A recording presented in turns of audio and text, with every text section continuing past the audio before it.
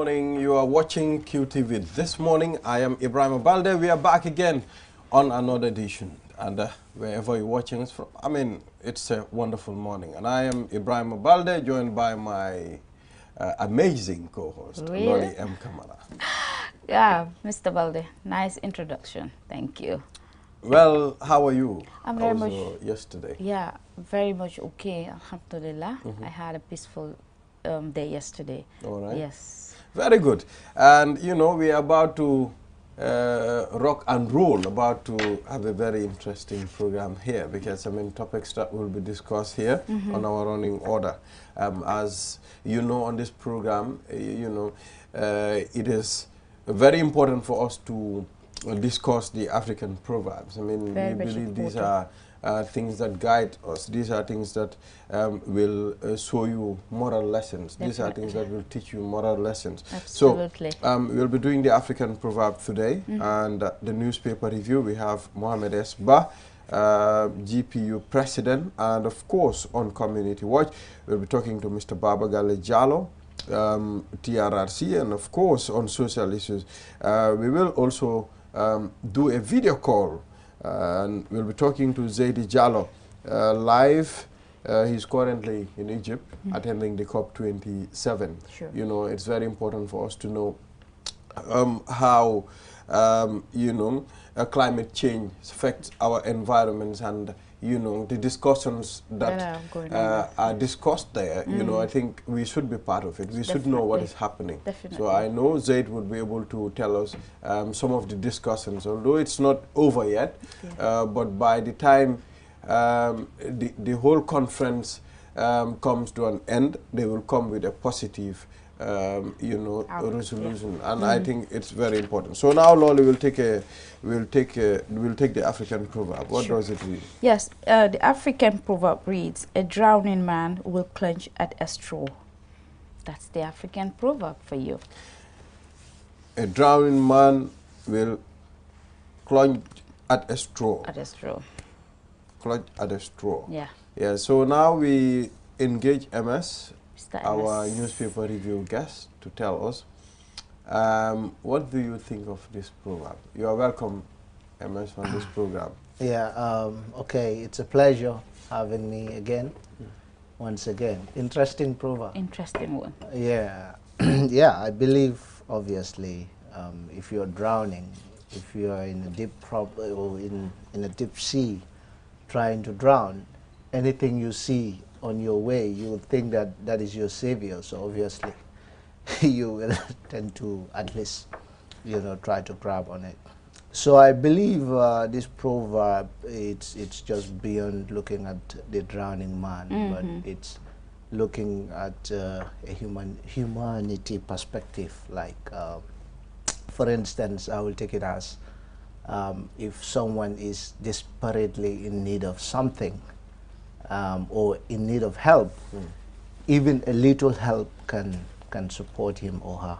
Like, no help is small or whatever. Like, someone is desperate of something. For instance, you need food, obviously. If someone comes to your aid, that will be very great. So I believe, like, people should help people when they are desperate, when they are in need.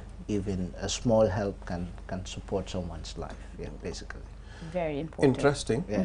Yeah. So, Lolly, what do you? Oh think? yes, I fully agree with Mr. Ba, the president. A person who is in need of help will grab anything that comes on his or her way. So no help is small at a time of need.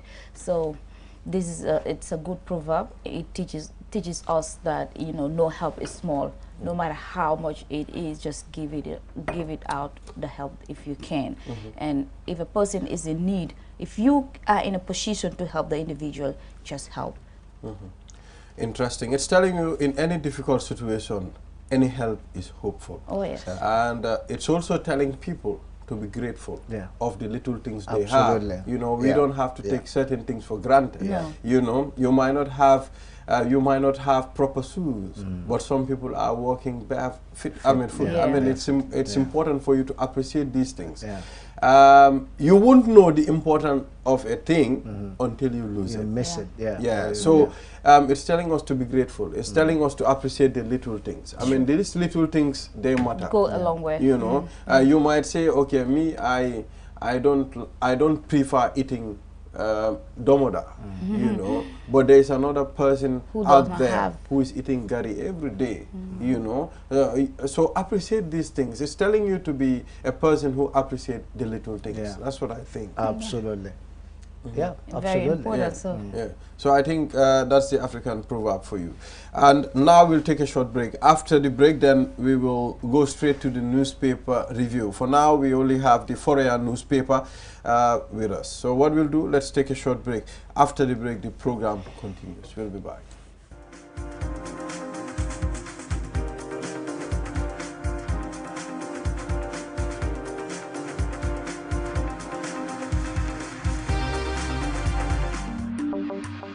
Save up to 50% energy with the new side-by-side Samsung refrigerator. Samsung air conditioners come with HD filter and antibacterial for your protection. Save time, energy, and effort by using our washing machines, loaded with innovative features that offer superior cleaning technology. Step into the future of television with our slick and slim Samsung Smart TV designs. Sizes range from 32 to 85 inches. Smart LED, Crystal UHD Ultra High Definition, and QLED Quantum Dark LED.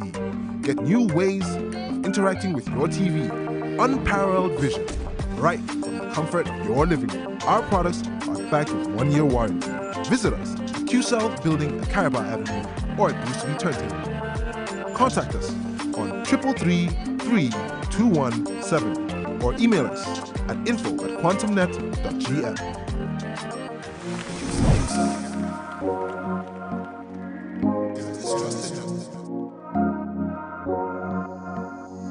As the fastest growing GSM company in the Gambia, QCell has the widest 4G plus coverage in the country, 3 times faster internet speed than our competitors.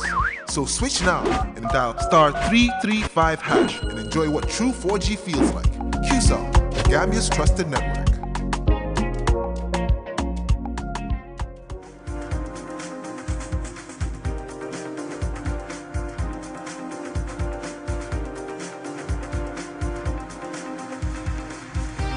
If you're just tuning in, this is QTV This Morning. We are back after the African proverb. I mean, it's a short one, Yeah. but I think it means a lot. I mean, it has a lot of meaning behind it. You know, African proverbs are not just reading it or just saying it, but the lessons behind it. The moral lessons, yeah. You know, it's very important. I mean, in our society, you can see our elders lived by this. They used to do a whole lot of African proverbs. They used to say a whole lot of proverbs derived from the African proverb. So I think it's important for us still to see how, as youngsters of this generation, I mean, to reflect and start using these things. Some of them, they just guide you. It's important, but now we don't have to forget. Now we'll go to the newspaper review, and we only have the Fourier here. And it reads, Finance Minister lays 2023 estimates before Assembly. And of course, URR drivers called for government intervention on bridge crossing fee. You know, I think that's recent because I was in Basse 1 month ago. I've crossed the bridge without paying anything. So they are calling on the government to look at that. And ex-lawyer called for amendment of Rent Act to curb exorbitant cost. And of course, we also have stakeholders set up Never Again Network, and we have Mr. Babagale Jallo here. I will be discussing that.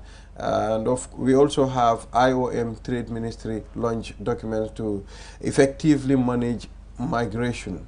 GPU, PRAG challenge Health Ministry on timely sharing of accurate information on Aki. And let's take a look at the editorial of the Fourier newspaper. What does President Barrow have to say now? Are demolitions taking place without compensation? And it's important for us to discuss all these headlines because these are very significant, and it's like it's captivating. It's important for us to discuss it one by one. But first, let's start with URR drivers. I mean, according to them, they are not in support of the Basse Bridge. Yes, the fee for crossing. Yeah. Don't you think the impression that was given to these people is when the bridge is built in Basse, there is nothing to pay. I mean, you just cross, because that's the impression that the people of URR had. Yes.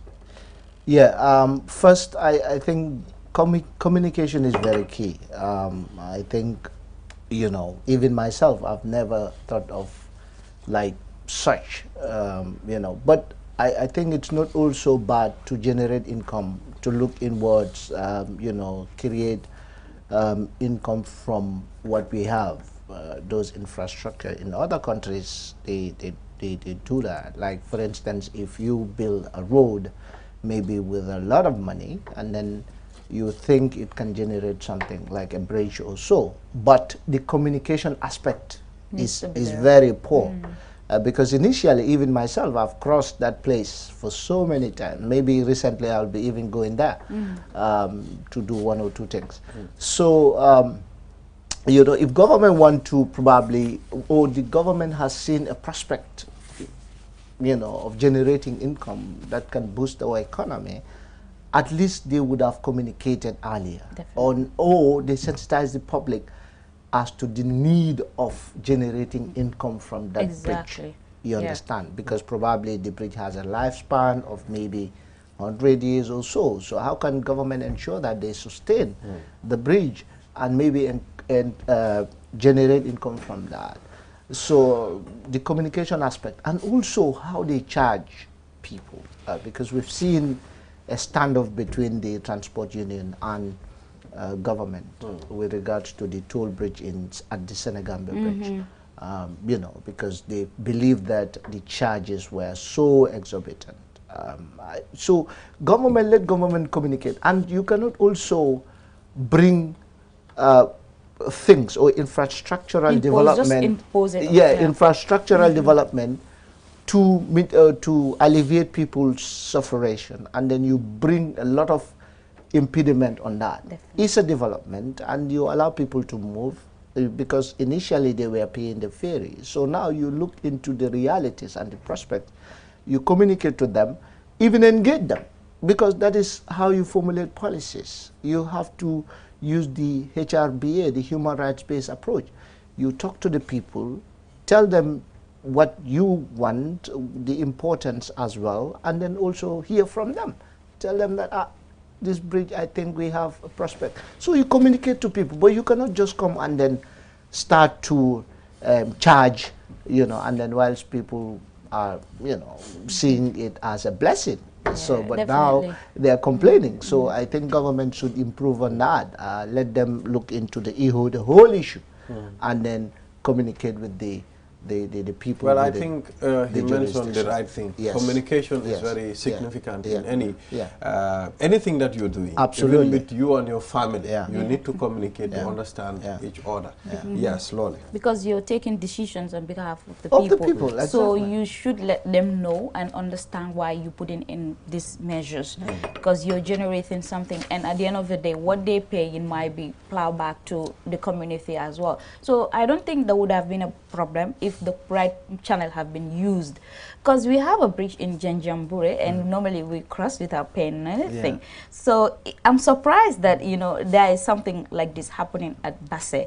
So I just think the mechanism used wasn't properly Well, I think it's also important to look at the agreements. Maybe that's it. The agreements that are made between those people that build the bridge in Janjambure and the one in Basse might be different. Or even the cost.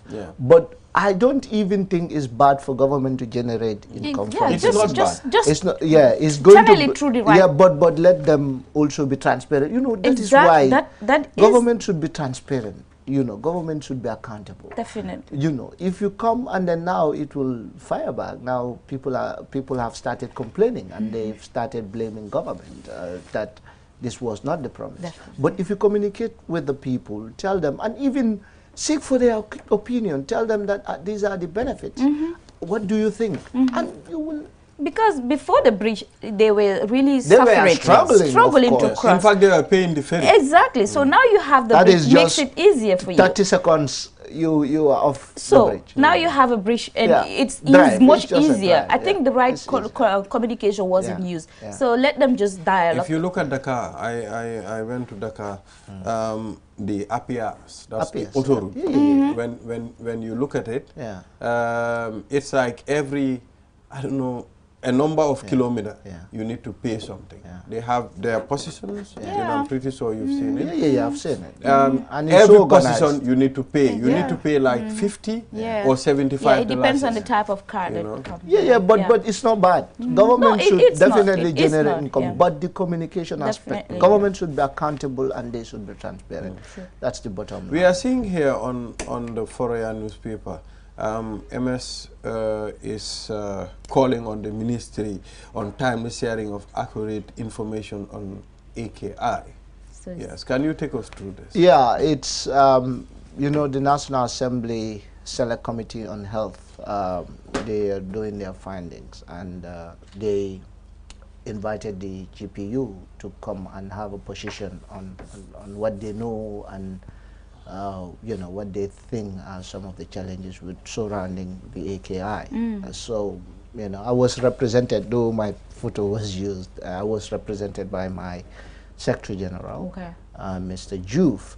And then our position was, on behalf of the Gambian media fraternity. And we raised issues of timely giving out, receiving or getting timely information. We've seen how the media was struggling to get information from this, and even different information from more or less the same ministry institution. So it was so difficult, and we were even seeing that the ministry was engaging more, having engagement with international media, but the local media was a problem. So, and those are kind of things that we raised, having information, because it's key. The media should be there to ensure that they know what is going on. Definitely. But even if you ask some people, they will tell you, oh, we don't know, because we've been following the ministry and the media, the the medicine council to give us information, but sometimes it's difficult, the timely information. So these were issues that we raised before the Parliament, and then the Parliament will also look into it as well, and then come up with a report, comprehensive report. So we were part of the stakeholders that they engaged, because media is so important, absolutely. So they call us to do this. So we did it on behalf of the Gambian media, telling them all the challenges that we were facing. Yeah, journalists go through. Yeah, exactly. Yes, that has been a problem. Getting information from authorities or from personnel always has been a problem, because sometimes I don't know what is the reason, but they're scared to release information. And we are journalists. We cannot wait. We have to send out the information. People need to get informed. And if you sit on information, we release what we have. At the end of the day, you said they don't know what they're doing. You try to blame us back. So I think the problem has to be, they have to just resolve this problem once and for all. Yes, when Lodi, we I need it, just I am just told Yeah. Zaidi Jallo will be in a meeting in 3 minutes. So it's important for us to engage him Half an hour. on the program. And so you are releasing me now? I am not going to release you now. I'll just talk to Zaidi, then come back to you. So what we'll do, we'll talk to Zaid. Of course, as you know, COP27, currently in Egypt. So we'll take a short break. After the break, then we'll talk to Zaid. We'll be back. Your favorite QCell service has gotten bigger. eFunkanta. Now you can loan bigger credit amounts to make life easier for you. Loan $75 and $100 and pay later. Yes, you heard me right. Get credit loan from $10 to $100 using IFA Kanta by dialing *393#. Anytime you run out of credit, whether you want to buy Q Power, browse the internet, make urgent calls, or send SMS, IFA Kanta is the service for you. Dial *393# and choose the loan amount of your choice with no hassle. For more information, call our customer care on 111. QCell, Sunyabus, the pioneers of mobile loan service in the Gambia. We innovate, others follow. Terms and conditions apply. We are back again, and we'll be talking to Zaidi Jallow. Currently, he's in Egypt attending the COP27. As you know, this brings governments together, to discuss and confront climate crisis. It is an important meeting because the latest science shows that climate change is moving much faster than we are, pushing ecosystems and communities to their limit. So it's important for us to have this type of a gathering. As you know, last year it was held in the UK, Glasgow, and now Glasgow, and now it's in Egypt. So yeah. we'll be talking to Zaid Jallow. Good morning, Zaid.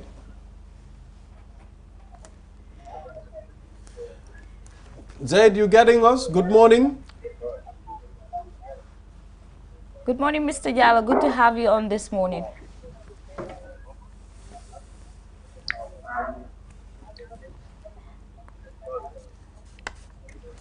Hello, good morning, Zaid.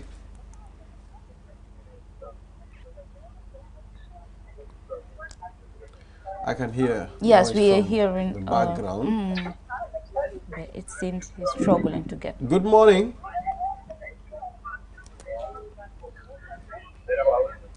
Yes, Mr. Jallow, are you getting us? We can hear some background noise there. Good morning, Mr. Jallow. All right, so he's not I know our getting us. technicians are doing but everything still we possible can to engage MS on Yes. this. I mean, right now the COP27 is on in Egypt, and year in, year out, every time, I mean, leaders gather and they discuss climate change, drink coffee, and disperse. So, do you think it's very are we benefiting from this, MS? Yeah, I think climate change is definitely a problem.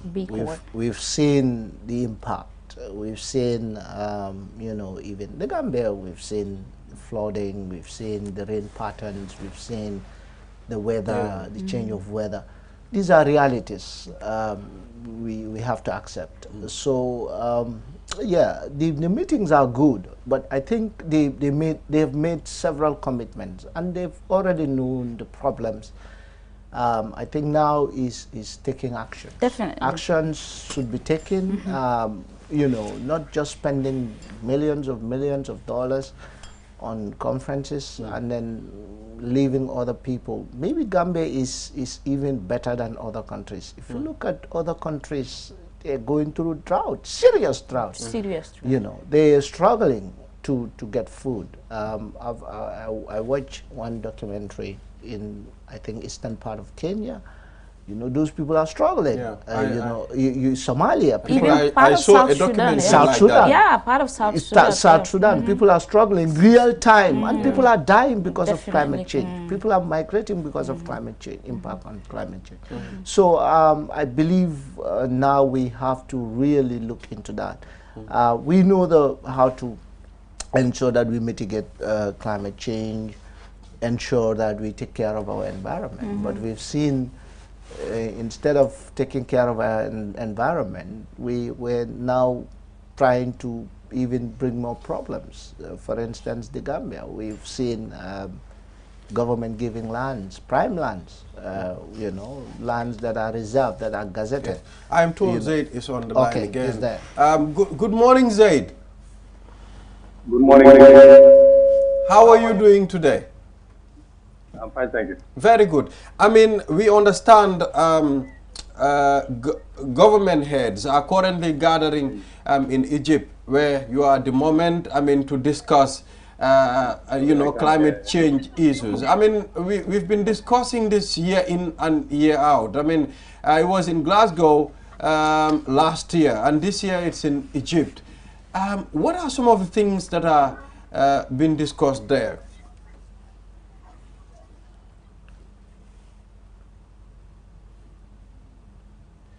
Hello? He's still struggling with the internet. Yes, Zaid, you getting us? Can you hear me? Yes, we can hear you. So tell us the happening.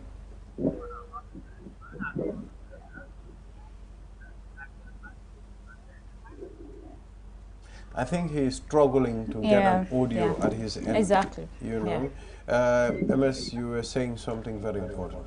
Yeah, what I was saying is we are talking about mitigating climate impact on climate change.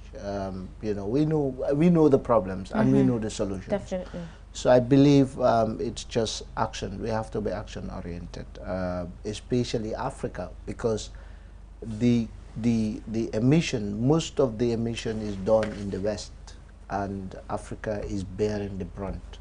So I think those that are found wanting most should definitely help developed countries, and then, you know, make sure that the pledges, because they've pledged, I think it's over some $1 trillion to ensure that you know, climate change, and Africa has a portion that that they should be given. So it's just a matter of giving it and ensuring that also we also look inwards. How I'm seeing a lot of tree planting. Okay. Okay. All right. Is online. Yeah, they said he is back again. Okay. Zaid, good morning. Are you getting us now? Okay. Well, so tell us what is happening in Egypt currently. Can you hear me? Yes, we are hearing you loud and clear. So what is happening at COP27?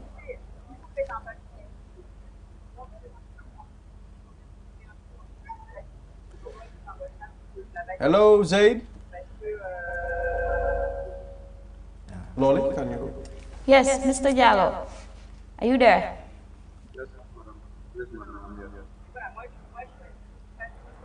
Mr. Zaid Jallo, can you hear us?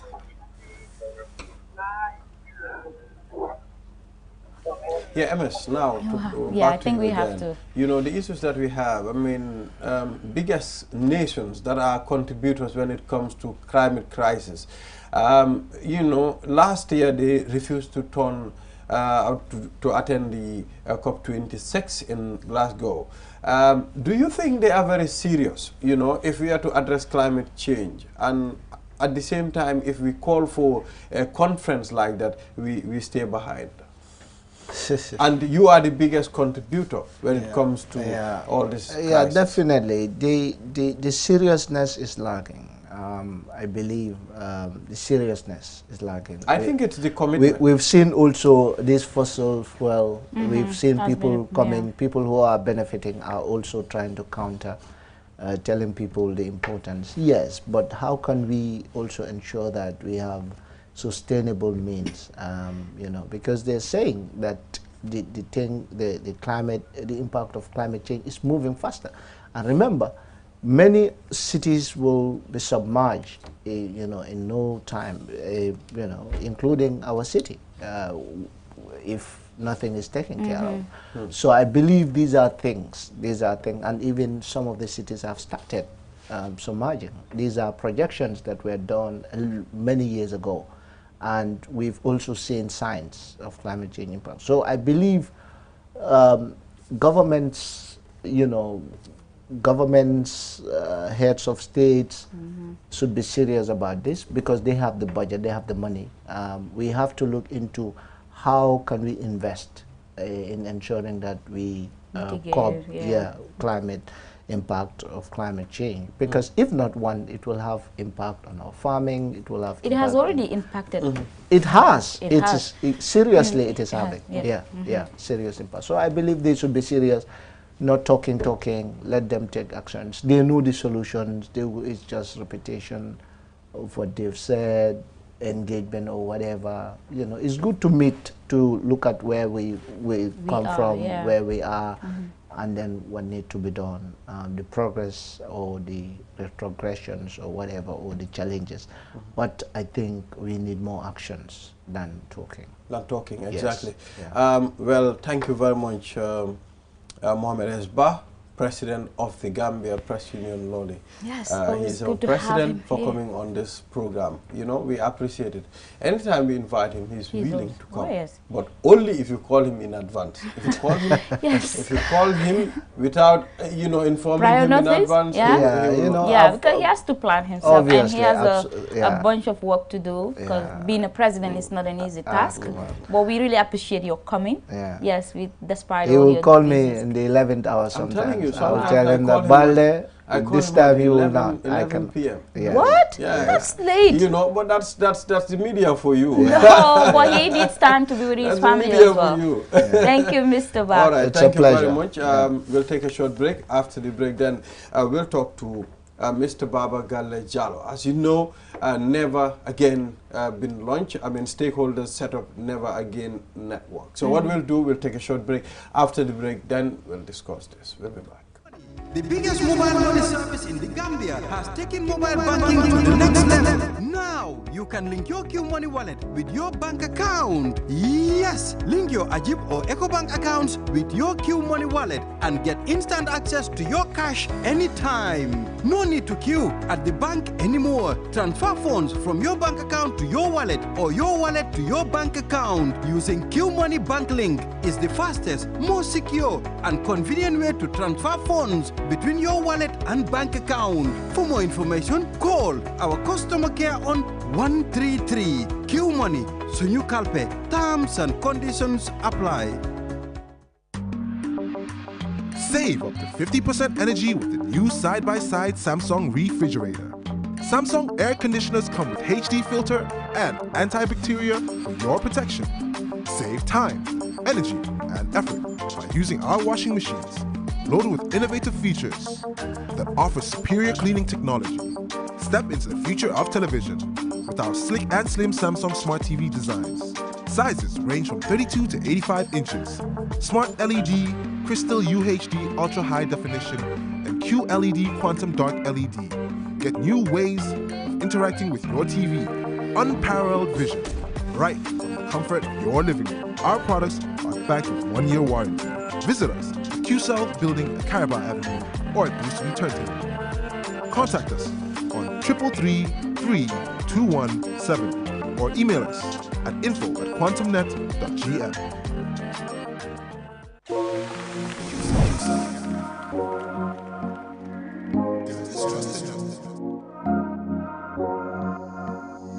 As the fastest growing GSM company in the Gambia, QCell has the widest 4G plus coverage in the country, 3 times faster internet speed than our competitors. So switch now and dial *335# and enjoy what true 4G feels like. QCell, the Gambia's trusted network.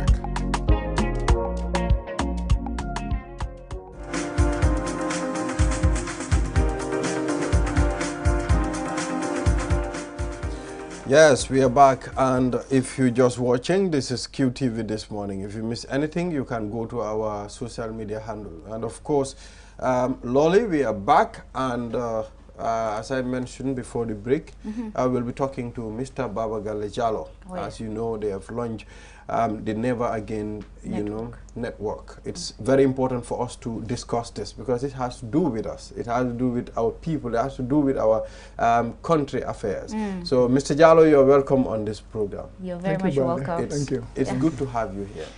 So, take us through this network. Exactly. Yes. Why this network? Well, essentially, you know, during the TRRC period, we launched the Never Again campaign as part of our outreach activities. And the idea of the Never Again campaign was to make sure that we do not have a dictatorship in this country again, that we do not have the kinds of human rights violations that occurred under the previous regime, in any future regime or present regime in this country. Okay. So we set up a Youth and Children's Network unit, and we launched the Never Again campaign.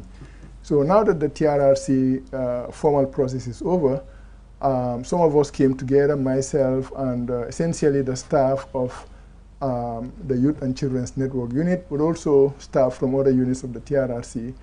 And we decided to come together to form this network in order to continue the work that we started. Essentially, we cannot afford, Gambians in general cannot afford to relax. A relaxation that would create another dictatorship in this country. We cannot afford to have the type of violations we had here before. And so, but if you say never again, we can't sit back on our laurels. You can't just relax and say never again. We have to do something. Definitely. And that is really the thinking behind the network. And essentially, we are focusing on empowering young people in the school system, young people outside the school system, to ensure that they are empowered enough to be able to prevent a recurrence of dictatorship in this country. That is the idea, really, to build a better and more empowered Gambian society. Mr. Jallo, how do you intend to do this? I mean, it can be launched. Sometimes it's better said than done. How do you intend to go about this to be effective?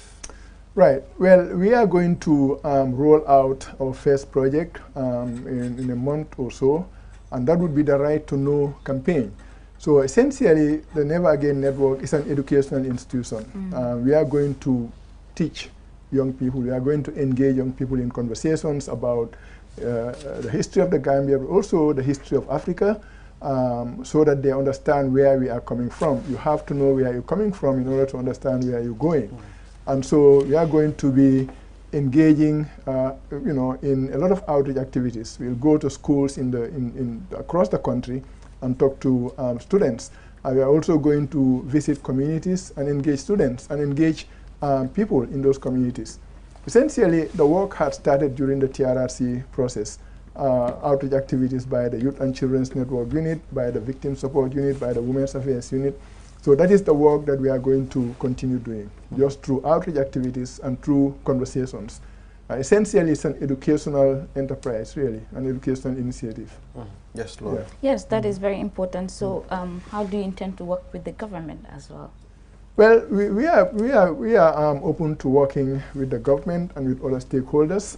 If the government invites us, for example, they have a project that they are working on regarding youth empowerment, and they want us to participate, we will. But we look more to working with CSOs, working within the transitional justice field, as well as to private institutions and community groups. Those are the ones that we focus on working with. But we are also happy to work with the government whenever the opportunity arises. Now, how do you, who are the people that are part of this network?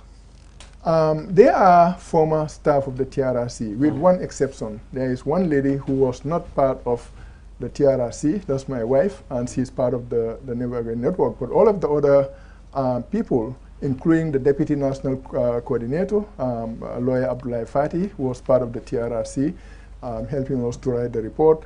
The Outreach Coordinator, National Outreach Coordinator, Boubacar Sambu, was the coordinator of the Youth and Children's Unit at the TRRC. And you had all three of his officers, four of his officers, who were with him, the Youth Empowerment Officers. There is Cherno Gay, the poet, there is Umar Champion Cham, there is Satang Dumbuya, and there is Mariama Cham. All of them were part of the unit, the Youth and Children's Network Unit. And you have other staff too. You had Senabu Fofana, who was helping us with the publications. You had Hadi Jallo, who was the director of HR, and so on and so forth. You had Rohi Fofana, who was part of the Research and Investigations Unit. So we have people from all of these units who are part of the, we have also another guy called Momo Duba, who was part of the state, who was head of the statement-taking unit. So essentially TRRC staff. So how is, yes, Lodi, you want to say? Yes, because we've seen recommendations from the just concluded TRRC settings. Was it because of that that you formed this network? And also, are you working with victims? Well, we will work with all youths, whether they are victims or not. You know, this is of course, it's a Gambia-focused initiative, if you like. You know, and the first part of your question was just just concluded TRRC. We have seen recommendations. Yes. Yeah. Was it because of that you have to form this network? No, actually, the network preceded. The network preceded the recommendations. Okay. We came together as a group back in 2021 to create this network, and we registered it in, I think, August 2021. Okay. You know, we couldn't get it off the ground for a number of reasons that were beyond our control. But the recommendations, of course, would be part of our concern. In fact, you know, most of the recommendations talk about civic awareness, social cohesion, all of the things that we want to do really can be found in the recommendations. But essentially, the creation of the network preceded the end of the TRRC process. We were already thinking that the Never Again campaign cannot be allowed to die out with the end of the TRRC. Yeah. That's important. Yeah. Yes. Well, it's important for you to put the message out there so that other parties don't think maybe the Never Again campaign, it's directed to them, you know. Like which people? Like the government of the Gambia. I mean, you know, people might think otherwise. Some people might have their own way of thinking. Because when you say there's, like, some people might think this thing might refer to them. When you say no dictatorship, nothing. Although we all don't want dictatorship in our country. But certain things, I know, your network won't wait and see these things happening in the country. You must talk about it. You know, so pointing out maybe some of those points might be the issue. Well, we just started, and look, we are not going to do or not do anything because the government will think this or that. Not out of disrespect for the government. But the government is a public institution. The government comes out of the people. You know, the government, the country, and the national interest is bigger than any individual and any government. You know, so we are not directed at this government, in particular the Barrow government. We are not directing our energies at that. We are directing our energies at the Gambian people, the Gambian young people, to make sure that no government, whether it is this government or future governments, this is a long-term project, will come here and oppress the people, because it's not right. You know, we own the government, we own the country. So we are not going to sit back and say, oh, because the government will think we are directed at them, therefore we will not do what we're supposed to do. No, we are not directing at this government. I think the government is just one element of our interest. More of our interest is directed to the people, to empowering the people, to making sure that the people are able to stand up and say no to any government, whether it's the current government or any future government that comes. But if we sit back and say, oh, if we don't do this, then the government is going to say that we are criticizing them. If we criticize the government, we have a right to criticize the government. You know, if we support the government, we have a right to support the government. You know, so it's not about the government of this. It's not about any particular government. It's about the fate and the future of our country. And we are not going to shy away from our responsibility to ensure that no government at all, will come to the Gambia again and kill us and oppress us and rape our sisters and torture us. That is the right of the Gambian people. And we are going to carry out our work through knowledge sharing, full stop. We are going to be trying to teach the young people that, you know, these are your rights. We have experts, we have lawyers among us, we have historians among us. We are going to go out there and we'll talk to the people as to what happened and how to prevent recurrence. That's what we are interested in. Well, I think that's clear. I mean, it's important for us to put this out there. Absolutely. So that for people to know the reason for the network is not to follow any government. No. It's a matter, we just want the government to do the right thing. Whether it's this government or another government. Or another government. Yes. Exactly. Yeah. So, Mr. Jallo, it's important for us to talk about the TRRC itself. Let's talk about reparations. I mean, how is the reparation process going? Well, the reparations process is out of the TRRC, out of TRRC. Now, TRRC doesn't exist anymore. The Commission made a number of recommendations, very comprehensive recommendations, about the payment of reparations, including amounts that are supposed to be paid to victims, including amounts that are supposed to be paid to victims, both Gambians and non-Gambians. And so also another recommendation is for them to set up a successor mechanism that would, you know, carry out the payment of reparations. And very strongly, the Commission has recommended that the government pays reparations. Where they are in terms of preparations, that would be, you know, in the hands of the Ministry of Justice and the government, and not in the hands of any other institution. So I think they are working on a reparations bill right now that they have said they would table before the National Assembly. And after that passes, then they would create some kind of reparations commission that would then carry out the work of paying the victims. I think that's where we are. Exactly. I understand. When you talk about reparations, people might think, you know, it's finance. Right. You have to Mostly. give money. Yeah. So what are the forms of reparations? What are different forms? Well, you know, there could be monetary or non-monetary. You know, you could, for example, set up, you know, a memorial for the victims of April 10/11 at the Red Cross, and that would be some form of reparations. You could create a community project in Jambur or all the other areas that were affected by witchcraft, and that would be some form of reparations. Those are just the issues that, you know, the types of reparations that can be made. There are other types of reparations too. So it's not just about money, it's about memorialization, it's about, you know, for example, paying school fees for kids, you know, or, you know, having a livelihood project that someone can take on to, you know, to continue to live properly. That's Yeah. important. So part of your activities, you're doing outreach. Right. You've already stated that it's going to be more of educational. Right. But apart from that, do you intend to do any other activity as well? Well, we intend to do whatever it takes to achieve our objectives within the bounds of the law and within the bounds of morality. You know, so right now the network is launched. It's a process. It's an institution. We cannot tell or say or know even everything that we need to do in the future. It's an institution. So we'll be thinking and growing and doing things as we deem fit as we go on. But for now, we know that we are going to roll out our first project, and that is the Right to Know project. And that would involve, you know, engaging communities on recent Gambian history, the history of the dictatorship, but also African history.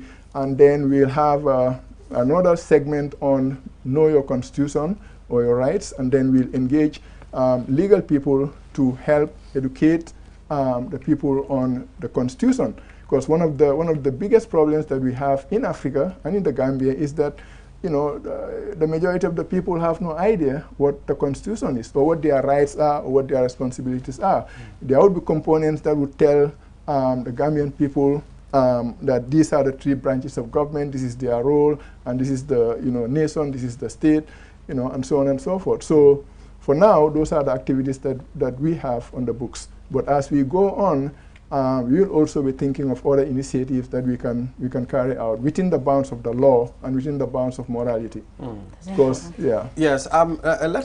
Let's try to take a look at this. I mean, Mr. Jallo, what do you think was the problem during the former president's 22 years of ruling in the Gambia? Why do you think they have the guts, I mean, to do all those kind of atrocities on people? What gave them that strength? What gave them that, you know, right to do such things? What was the problem? Can you tell us? Well, there were many problems, and they never had a right to do that. They had the guts to do it because the people were not empowered. That is precisely why our motto says empowering the future. If the people of a country are not empowered, if they do not know their rights, if they do not know the proper relationships between the people and the government, then the government can take advantage and do whatever they want. You know, so I think the main problem with the Gambia and with many African countries, if not all African countries, is the nature of the civic culture. That people really do not know where they stand vis-a-vis the government. They do not know the extent and the limits of their rights and responsibilities as citizens, and they do not know the limits and the responsibilities of the state, because the state has the authority, but then there are limits to how far the state can go or what they can do. So essentially, it's a case of an all-powerful state and a powerless citizenry. And that is the anomaly that we'll try to help to correct. Exactly. Yeah. It's important that we do this in the local language as well, because, you know, many people, especially moms, are really interested in the TRRC. So shortly, or briefly, if you can just summarize everything that we've been saying in the local language. We do the network. Why is the network important? Yes, in Wolof. In Wolof? Wow. Why not Jola? Really? I can speak you Jola. can speak Jola. I cannot speak Jola. Yeah, so dañ bëggoon rek nga wax ñu tuuti Mr Jallow lu tax network bi important gis nañ yéen a ngi taxawal kuréel bi nga xam ne dafa taxaw pour rek aar li nga xam ne moo nekk ñun suñ warugal si réew mi fii. waaw dëgg la network bi idea bi dafa dooroon bi TRRC bi di dem on parce que si TRRC bi lañ launchoon Never Again campaign bi pour dimbale réew yi nga xam ne façon yi fi xewoon si time yi Yaya Jammeh du fi xewaat.